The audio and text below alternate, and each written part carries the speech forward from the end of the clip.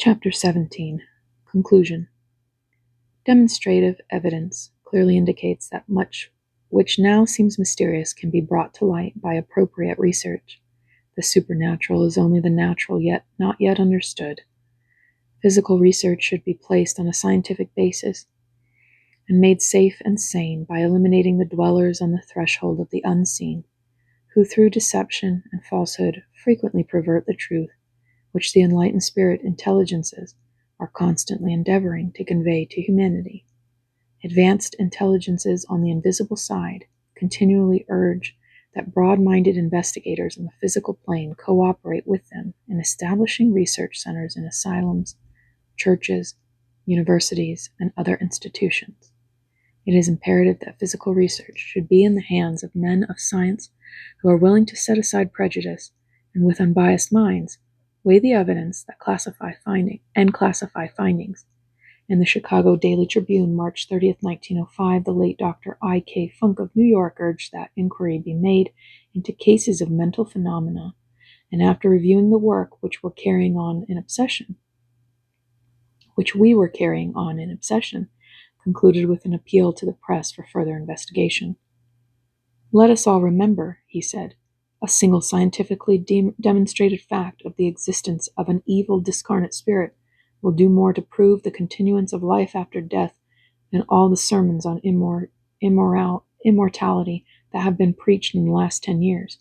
That single demonstration would be the death knell of materialism. Death knell? Genuine cases, wherever occurring, should be searched for by the press more than if they were lumps of gold, and should be verified, if possible, to the minutest incident, and given not jocosely, but seriously to the world. Why will not the press soberly take up this matter? Rightly handled, there is sensation in the worthy of the most royal purple journalism. Gladstone was right when in his membership letter to the Society for Physical Research he said that his work of investigation is the most important work which is being done in the world, by far the most important. Scientific bodies, willing to thoroughly master and observe the governing laws, could readily obtain evidence similar to that presented in this volume. Especially could such evidence be obtained in institutions for the insane, as most inmates of the same are potential psychics who could be developed into instruments for physical research. Or psychical. I've been saying that wrong. Psychical research. After having dislodged the ignorant obsessing spirits, the psychic faculties of the sensitive would be developed by attracting intelligent spirits who are always willing to cooperate from the invisible side and who will protect the instrument against untoward results.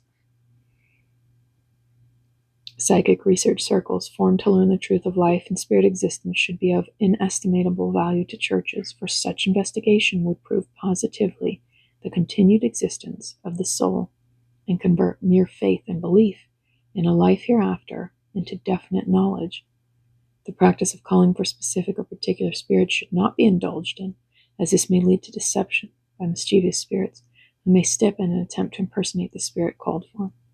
It should be left to the guiding intelligence to bring whatever spirit is suitable for demonstration, and interesting information will be given from time to time by the advanced spirits, clearly showing the differences between intelligent and ignorant entities, as a nucleus for more comprehensive investigation.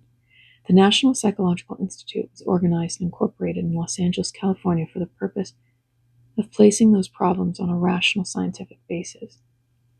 This institute, a spiritual clearinghouse, has no interest in cult or ism of any kind, but is striving only to obtain data, in the hope of encouraging other institutions to take up similar work, as an enormous field for research has been opened by our experiences.